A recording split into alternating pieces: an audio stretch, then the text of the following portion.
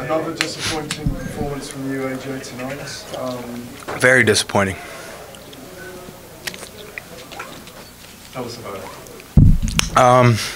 It was a great fight, you know. I went out there and fought smart. I was happy with my performance. You know, I always want to get a finish, you know. That's me. I just love to knock people out. It's fun. It's what the fans want. So, but that was a two-time former champion. I've never been in there with a champion. So I actually spoke with Pat after the fight, and he said I did exactly what I needed to do. He said he was looking for that counter. He was looking for me to overcommit, and I could feel that. So I knew with my range, just stay long and pick them apart, mix it up with takedowns, and keep it saucy. What'd you make of the crowd booings? They were booing from about mid-second round up. I don't really give a shit what they boo about, you know. How many people booed Floyd? At the end of the day, he still came out victorious. So for me, it was a unanimous decision. It wasn't a split. It was unanimous. So I did what I needed to do. You've talked a lot about Floyd Mayweather leading up to the fight. What is it about Floyd that you? What's it about him? There's a lot of people. No one is undefeated. No one can take his achievements, his accomplishments from him. No one can say, I beat that man. I was the one to stop him. And no one can say that about me either. Pat did land a double leg in the second round, but you landed some great elbows off your back. That's something we haven't seen from you before. Is that just Diego Sanchez coming through you there? What was the elbows from guard there, and was that part of your game plan if you're going to end up on your back to cut him open from that position? It was part of the game plan.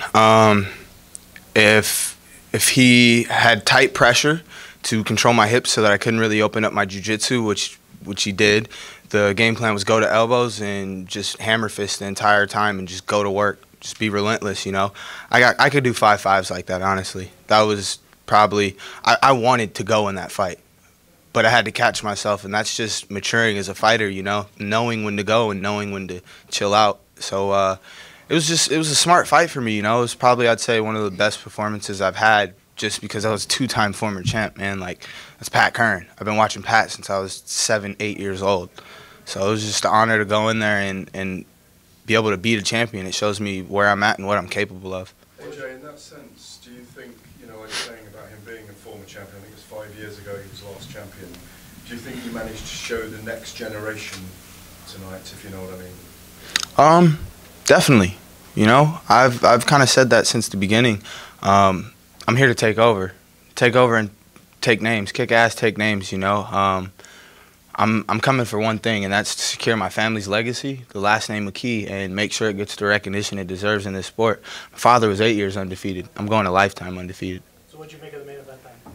Great fight. What belt? What weight you want to fight me for it? 45, 55s? Oh, bro, why not? 45, 55. What belt you want to fight me for? Which belt do you want to give me? Where would you rather fight people? Where? Yeah. L.A. I haven't fought my home turf. 45 or 55? What's the preference? 45? I don't care.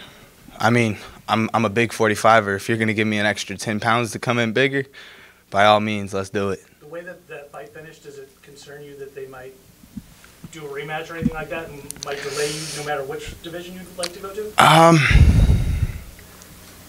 Partially. With the tournament coming up and whatnot, I don't know. I just beat a former champ. I'm ready. I'm ready for that belt. He's ready. Chandler's going to need some time to recover a little bit. You know, regardless, he did get rocked. You could call it early stoppage. I feel it was early stoppage. But at the end of the day, he got rocked, you know. To protect yourself at all times. And it's part of the sport. Shit happens, you know. Go back to the drawing board, redo it, and come back in there. Meanwhile, let me get one of these belts and continue to secure my family's legacy and do what I do best, and that's kick ass and take names. If you can't get a title fight right away and they put you in the tournament, is that going to be acceptable for you? I would have a little problems with it, honestly, just because of it's not just about the belt. It's about that check at the end of the day. And me going into that tournament, being champion, that's a whole nother level of money for me. And I'm really looking forward to my little brother having his own bedroom growing up. So then ideally you fight Pitbull before the tournament even starts? Or? That would be my plan. Or first round, maybe? First round, like I said, I already told him. I said, hey, first round, fight me. I really don't care when or where. Did you expect Pitbull to win? I know on the call you told him that Chandler was going to run through him. But what did you expect to finish like that? I knew it was going to be a brawl. they're two bangers, you know? They're going to go in there and they're going to fight and fight and fight and fight and make it a dog fight. Versus me, I'm going to go in there and do what's smart. That's just the difference, you know? So I didn't know what to expect, but I knew it was going to be fireworks for sure. Hats off to him, man. He went out there and did it. He proved everyone wrong. He did exactly what I love to do, prove everyone wrong. So hats off to Patricio. AJ, at the hotel, I was talking to Emmanuel Sanchez backstage, and he said you guys had a little bit of a verbal altercation. Can you please elaborate on that? He walked by and told me keep walking. That's it? No, I told him fuck off. When you sign a contract, show up to fight. I've fought with a broke hand. I signed that dotted line, I show up to fight, regardless. He pulled out of a fight with me and went and fought Patricio Pitbull. Pat Curran pulled out of the fight with me. He showed up to fight me his next fight. That's what a champion, that's what a fighter does. They don't pull out and go fight other people. They honor that fight.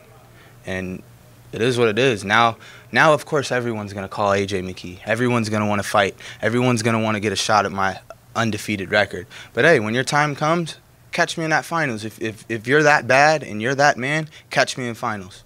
If you aren't able to get him in the first, or get the title fight in the first round, do you want to fight Emmanuel first? I don't give a shit who I fight. I want Patricio Pitbull. I want my belt.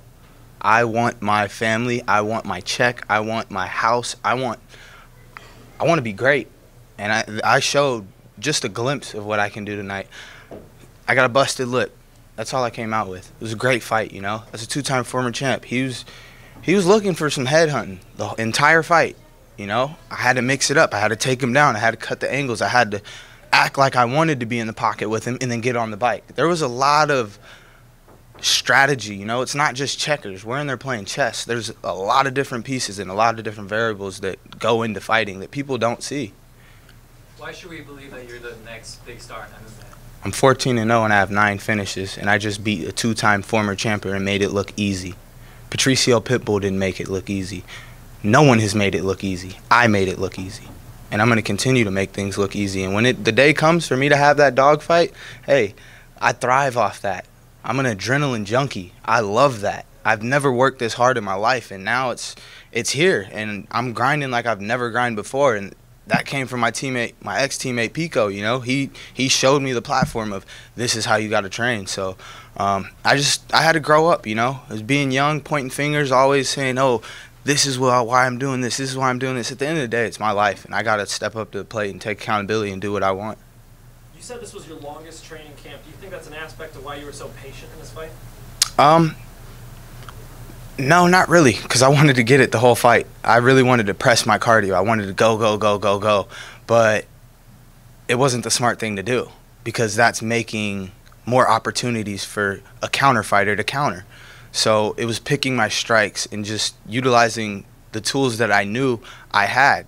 He wouldn't come into my kicking range, which means he was out of double his range. And I knew that, so he was waiting for me to come to him. And I read that, you know. That's just part of evolving as a fighter. You start to see things and you start to grow.